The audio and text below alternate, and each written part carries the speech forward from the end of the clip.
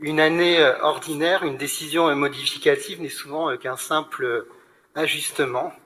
Mais 2021 n'est pas loin s'en faut une année ordinaire, puisque la crise sanitaire que nous traversons depuis le printemps 2020 pèse toujours fortement.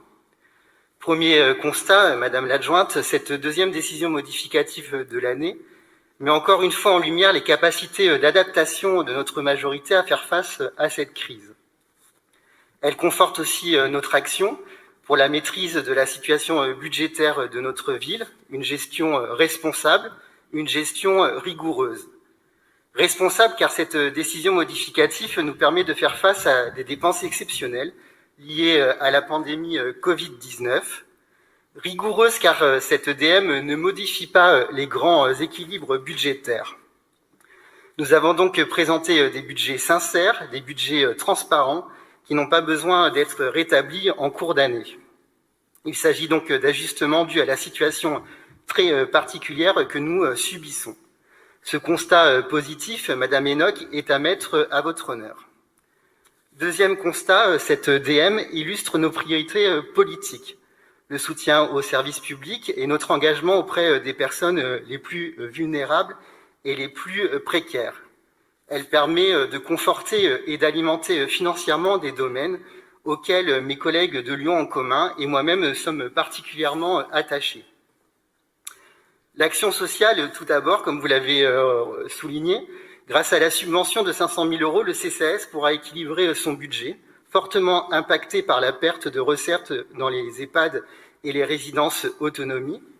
Il est en effet indispensable que le CCAS, pilier de la mise en œuvre de notre politique de solidarité et d'inclusion sociale, puisse continuer à œuvrer dans de bonnes conditions.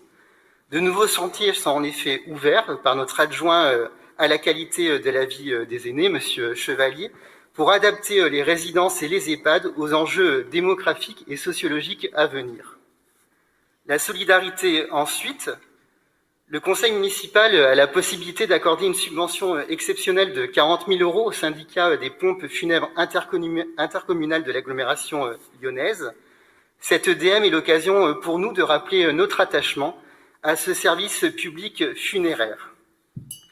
Il participe par son existence même, par son savoir-faire, par sa qualité, à l'inhumation dans la dignité et l'humanité des personnes qui passent à travers les mailles du filet de la fraternité, à savoir les morts sans famille, les personnes isolées ou encore les personnes décédées dans la plus grande précarité. Cette subvention est justement dédiée à la prise en charge de ces personnes. Nous tenions à le saluer et nous apprécions grandement ce souci de l'éthique. La culture, enfin. Nous nous réjouissons du soutien conséquent apporté aux grandes institutions culturelles de notre ville, comme les Célestins ou encore l'Orchestre national de Lyon, pour compenser les pertes considérables subies par cette longue traversée du désert culturel. Nous nous félicitons aussi des aides complémentaires pour la mise en œuvre du pass sanitaire, qui, bien que temporaire, se révèle compliquée et coûteuse pour nos acteurs culturels.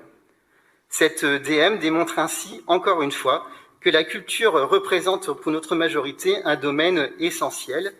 Et je souhaiterais conclure en rendant un hommage à l'agilité et à la pugnacité de notre adjointe à la culture, ainsi qu'à ses services qui n'ont pas ménagé leurs efforts pour réussir depuis juin le déconfinement des lieux et des événements culturels dans un contexte particulièrement limitant et changeant.